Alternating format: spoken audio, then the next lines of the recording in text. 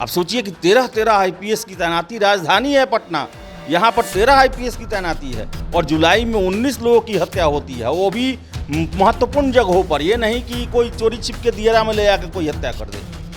तो देखिए, out of control है अभी बिहार में माफिया, उस पर अभी कोई लगाम नहीं है और न ही सरकार की प्राथमिकताओं में ये दिखता है कि इनको हमको लगाम लगाना है। पुलिस अपने स्तर पर प्रयास कर रही है, पुलिस जो है वो अपने स्तर पर रोकने की कोशिश कर रही है, लेकिन जब तक जो है राजनीतिक रूप से सरकार के द्वारा उन पर पूरा ध्यान केंद्रित नहीं किया जाएगा, पुलिस को प्रॉपर ढंग से उसको कंट्रोल करने के लिए दबाव नहीं डाला जाएगा, तब तक ये रुकने वाला नहीं है। तो समीक्षा करने की जरूरत है सब चीज़ की, चाहे डायल 112 हो, साइबर थाना हो, या जो भी आपने नवीन प्रयोग किए हैं, जो नए आपने बिहार पुलिस के अंग बनाए हैं, उनके कार्यों की समीक्षा करने की ज़रूरत है कि आखिर इन सब के बावजूद भी बिहार में बेतहाशा क्राइम क्यों बढ़ते जा रहा है। माफियाओं से आपको बचाना पड़ेगा बिहार को, तभी कोई यहाँ पैसा लगाएगा, नहीं तो फिर क्या होगा, बिहार से पलायन बढ़ेगा, बिहार के लोग यहाँ पैसा ना लगाएगा दूसरे राज्यों में लगाएंगे, दिल्ली में लगाएंगे, यूपी में लगाएंगे, महाराष्ट्र में लगाएंगे, तो बिहार की स्थिति तो और कंगाल होती जाएगी। फिर आप 10 लाख रोजगार कहाँ से दे पाएंगे, इसे समझना होगा। लेकिन दुर्भाग्य है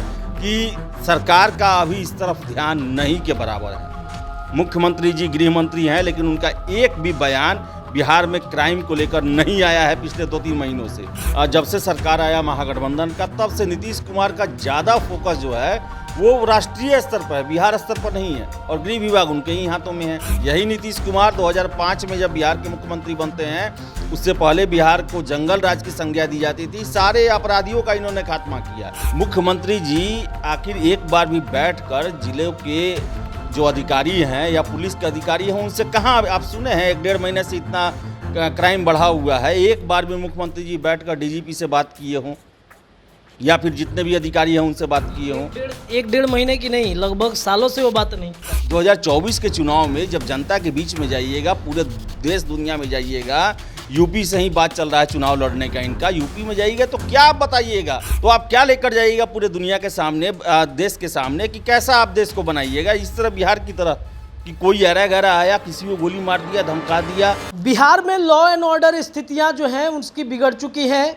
राजधानी पटना हो या बिहार का कोई भी ऐसा जिला नहीं जहां पर अपराधियों के हौसले बुलंद नहीं हो।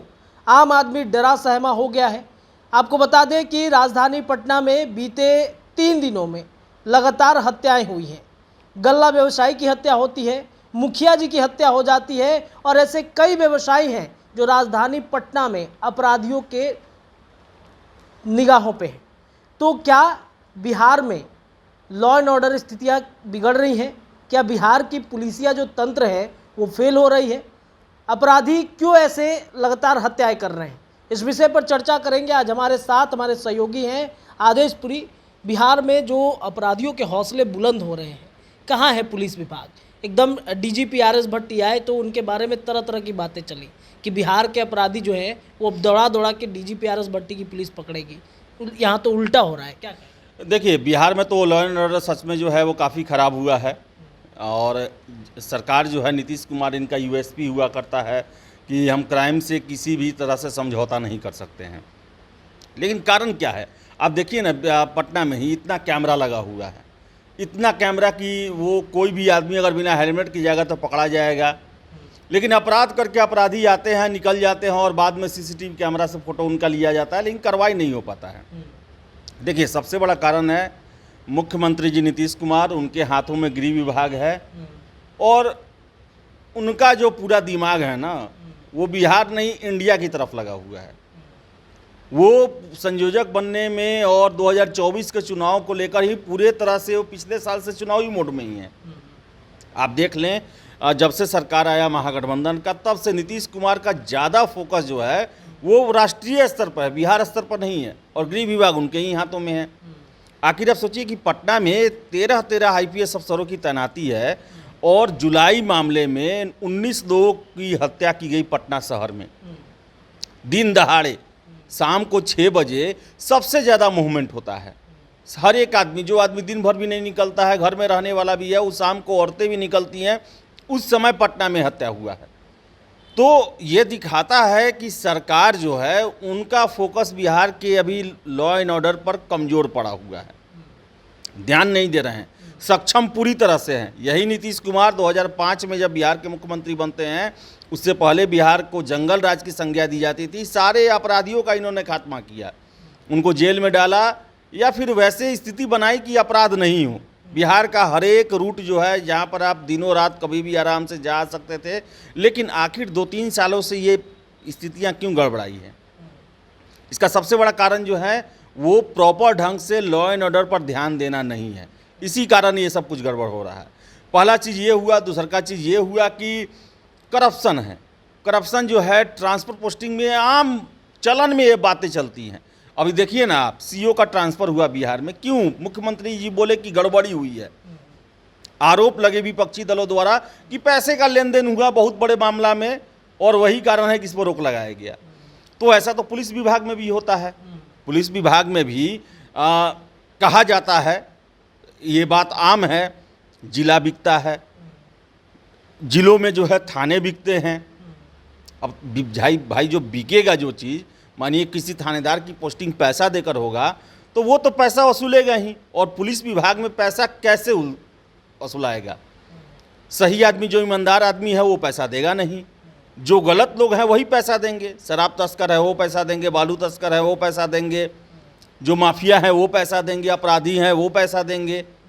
और आप जो हैं धाराओं का जो होता है ना कि यहाँ केस में जो है केस के एवज में पैसा लिया जाता है मैनेज करने के, तो इससे क्या होगा? आप उनसे ही जब साठ-गांठ करेंगे आप, क्योंकि आपको अपना पैसा वसूलना है, फिर उसको आपको कंटिन्यू करना है। उसका भी होता है कि आप इतना पैसा देंगे तो इतना दिन के लिए आपको थानेदारी मिलेगा, फिर रिन्यू कराना है तो उसके लिए भी तो लेना है ना, सूद ब्याज जोड़कर फिर लेना होगा। तो इसमें क्या होता है कि आप आँख मूंदते हैं तो अपराध बढ़ेगा वो। और सबसे बड़ा बात है कि आखिर इन सब पर सरकार का नज़र कहाँ है?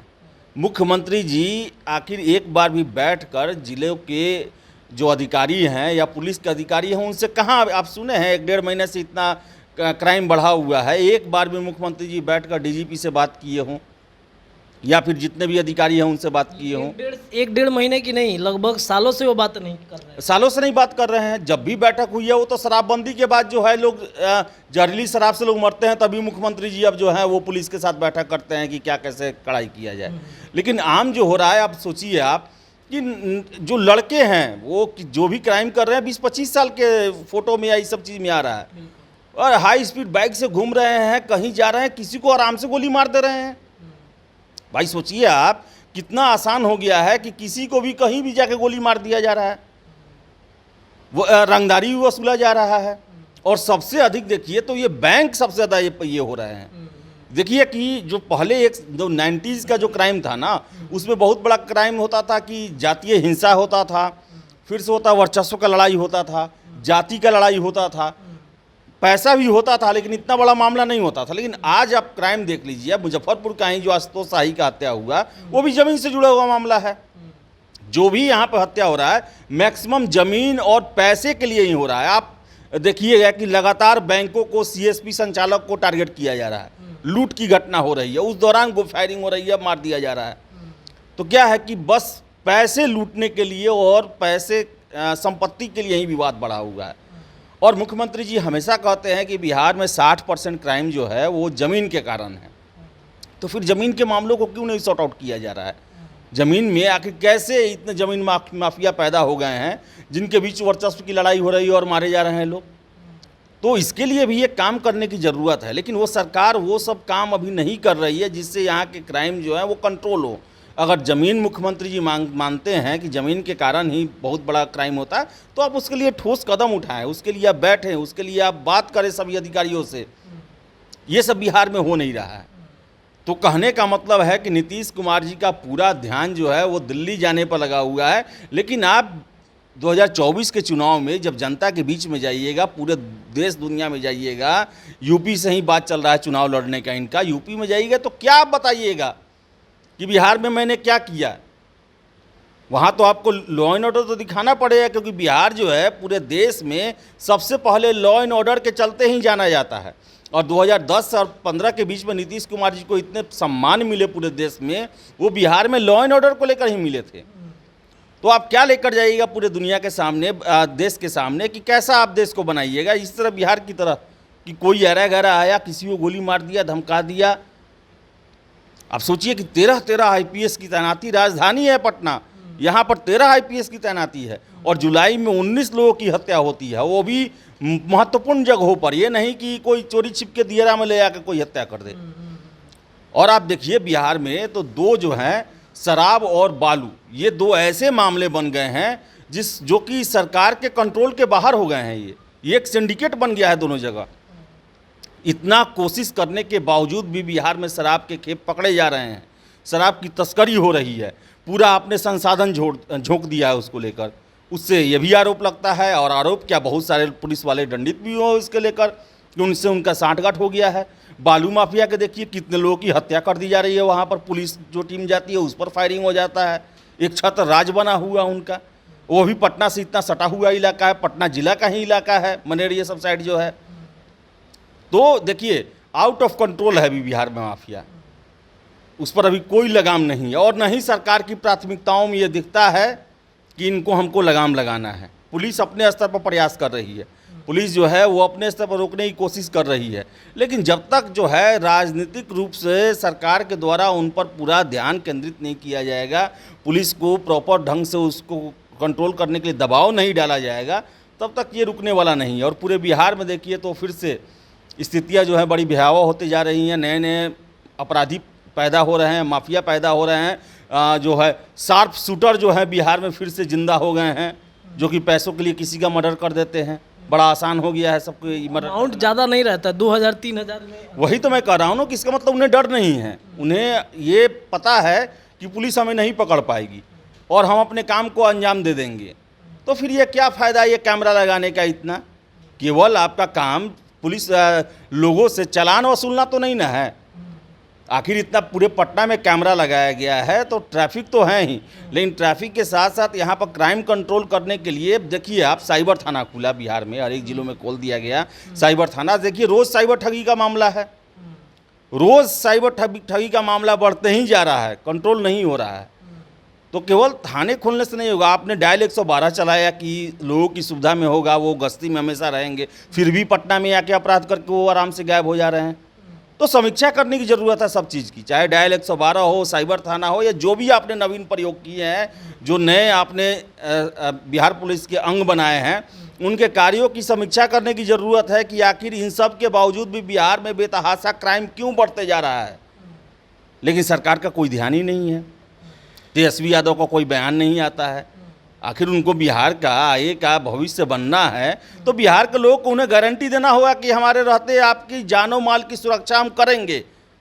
लेकिन क्या हो रहा है कि एक सालों में जितना क्राइम चल रहा है, लोगों के बीच में जो है उनके सरकार के प्रति भी गलत भावना आ रहा है कि क्या 90 की दशक में फिर से लौटाने की कोशिश की जा रही है। तो कम से कम तेजस्वी यादव को सामने आना चाहिए, उनको नीतीश कुमार पर दबाव डालना चाहिए कि बिहार के लोग त्रस्त हैं, माफिया वर्ग जो है वो काफ़ी उनका मनोबल बढ़ा हुआ है, उनको रोका जाए, उनको दबाया जाए, उनको खत्म किया जाए। वो अपना घर बचाने अभी दिल्ली गए हुए। तो देखिए दिल्ली गए जाएं अपना, लेकिन कम से कम इस पर ध्यान रखें, क्योंकि आप वादा करते हैं कि यहाँ के लोगों को 10 लाख सरकारी नौकरी और 10 लाख रोजगार देंगे। रोजगार कहाँ देंगे? कोई आपके यहाँ निवेश करेगा तो, और निवेश करने के लिए क्या चाहिए? निवेश करने के लिए माहौल चाहिए, शांति चाहिए, माफियाओं से आपको बचाना पड़ेगा बिहार को, तभी कोई यहाँ पैसा लगाएगा।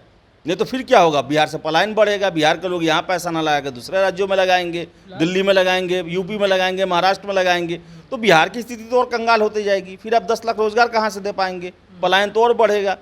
तो अपराध जो है ना रोकना बहुत ज़रूरी है। बिना अपराध रोके हुए बिहार को आप समृद्ध या खुशहाल नहीं बना सकते हैं, इसे समझना होगा। लेकिन दुर्भाग्य है कि सरकार का अभी इस तरफ ध्यान नहीं के बराबर है। मुख्यमंत्री जी गृह मंत्री हैं, लेकिन उनका एक भी बयान बिहार में क्राइम को लेकर नहीं आया है पिछले 2-3 महीनों से। वो एक बार भी किसी भी मुद्दे पर, जो कि क्राइम इतना बढ़ रहा है, वो भी अखबार पढ़ते होंगे, रोज़ पटना का पढ़ते ही हैं, देखते होंगे, तो उनको पूछना चाहिए, उनको मीटिंग लेना चाहिए कि आखिर क्या कारण है कि बिहार में इतना क्राइम बढ़ रहा है, पटना को हम सेफ क्यों नहीं रख पा रहे हैं कि कोई आता है और क्राइम करके आराम से निकल जाता है। फिलहाल एक चीज़ और देखना होगा कि जहाँ ये लोग बात करते हैं बिहार में रोजगार की, अपराधी जो है व्यवसायी को ही टारगेट कर रहे हैं, अलग अलग व्यवसायियों को गोली मार दे रहे हैं। तो क्या इससे बिहार में निवेशक जो है वो आ पाएंगे? देखिए निवेशक आ पाएंगे नहीं, बिहार के जो पैसे वाले हैं वो वहाँ से अपना चेंज करेंगे, वो देखिए, जब जो व्यवसायी जो है उसको सबसे पहले क्या चाहिए कि वो अपराध मुक्त होना चाहिए उनका समाज जो है, क्योंकि अपराध रहेगा वहाँ व्यवसाय नहीं चल पाएगा, वहाँ चलना बड़ा मुश्किल होता है। और बिहार में इस दुर्भाग्य की बात है, एक पलायन का इतिहास रहा है। कोई भी प्रॉब्लम होता है लोग बिहार का अल्टरनेट खोजने लगता है। हर एक आदमी, छात्र जो है यूनिवर्सिटी बेकार है, दूसरे जगह से ग्रेजुएशन कर रहा है, कोचिंग नहीं है, कोटा चला गया, दिल्ली चला गया, जॉब नहीं है, ट्रेन पकड़ा, पंजाब दिल्ली चला गया। तो हमेशा इसका ऑप्शन रहा है। और 1990 से लेकर 2005 तक के बीच में बिहार में हुआ है कि डॉक्टर इंजीनियर बिहार छोड़े हुए हैं और बहुत कम लोग ही वापस लौट के आए हुए हैं। तो क्या फिर से अगर अपराध कम नहीं होगा तो यही होगा कि फिर से यहाँ के जो बड़े डॉक्टर हैं वो यहाँ से पलायन करेंगे, जो इंजीनियर हैं वो पलायन करेंगे, बड़े बिजनेसमैन हैं वो पलायन करेंगे, क्योंकि जान और माल का सुरक्षा तो सबका चिंता होता है। वही दो चीज़ आपके पास नहीं रहेगा तो फिर यहाँ रहने से क्या फ़ायदा है। तो ये बड़ा अच्छा मैसेज नहीं जा रहा है पूरे देश के सामने। और बिहार, सबसे बड़ा बात तो बिहारियों का जो है, उनका जानोमाल का जो है इससे प्रभावित हो रहा है। तो इन्हें रोकने के लिए कम से कम ज़रूरी है बिहार में कि वो पनपने न दिया जाए अपराधी तत्वों को और उन पर कड़ा से कड़ा नकेल लगाया जाए। प्रिवेंटिव यहाँ पर पुलिस को निरोधात्मक कार्रवाई करनी चाहिए कि अपराध होने से पहले उस गैंग को ख़त्म किया जाए। वैसे सारे लोग जो कि इस प्रवृत्ति से इस क्षेत्र में आते हैं या फिर रेकी करते हैं, कुछ भी करते हैं, उन सबको गतिविधि करने से पहले रोका जाए। एक माहौल पैदा किया जाए कानून के राज का, पुलिस का डर पैदा किया जाए अपराधियों में। जब तक ये नहीं होगा तब तक फिर बिहार की स्थिति डमाडोल होती जाएगी। तो चलिए, बिहार की स्थितियां डमाडोल हो रही है, अपराधियों के हौसले बुलंद है और ये गाना कि ठोक देंगे कट्टा कपार में, आइएगा हमरे बिहार में, खूब प्रचलन में चल रहा है। और इसी के तर्ज पर बिहार में खूब हत्याएं भी हो रही हैं। बिल्कुल अपराधी जो हैं वो बेखौफ हो गए हैं। नीतीश कुमार इसको लेकर समीक्षा बैठक तक नहीं कर रहे हैं। उनको किसी से मतलब नहीं है कि बिहार में ये हो क्या रहा है। आपकी क्या राय है ज़रूर रखिएगा कमेंट बॉक्स में। फिलहाल इस चर्चा में इतना ही। देखते रहिए हमारे चैनल द बिहार टॉप। बहुत बहुत धन्यवाद।